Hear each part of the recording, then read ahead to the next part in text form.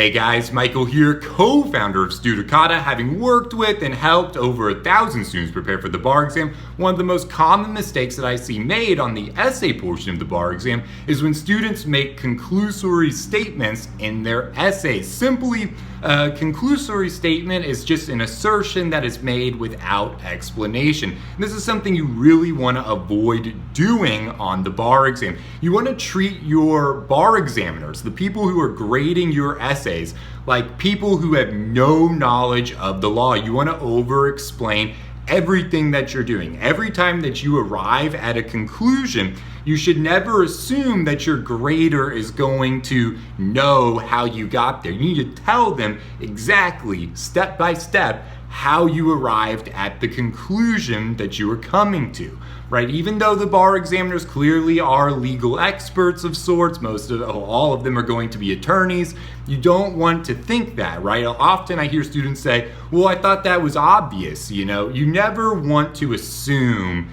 that they know why you arrived at a conclusion, even if it seems like the first year law student would know that. You don't want to make those types of assumptions. So basically, one simple trick that you can use, the word because should become your best friend on the bar exam. When you're writing essays, you want to use the word because over and over and over again. Anytime you're making an assertion, coming to a conclusion, you want to say that the court will likely find this, you need to add that because at the end. So, for example, if you're writing a civil procedure essay, you're talking about jurisdiction, and you want to say, in conclusion, the federal court has federal question jurisdiction.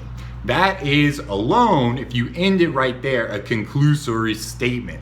You need to provide the explanation as to why you're arriving at that conclusion. Even if in your analysis or in your rule statement, you've already explained it, you want to take the extra 10 seconds to add a because and finish your assertion with an explanation. So if you're dealing with federal question and you want to say the court has federal question, your conclusion would sound more like, in conclusion, the federal court has federal question jurisdiction because the plaintiff's complaint alleges a claim that arises under federal law.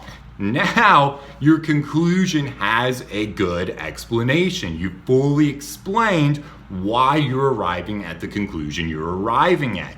Bar examiners love to see this. They don't like when students make conclusory statements. It's generally bad form, whether you're in law school, on the bar exam, or practicing as an attorney. Conclusory statements are always going to be bad form when it comes to legal writing. You want to avoid doing it.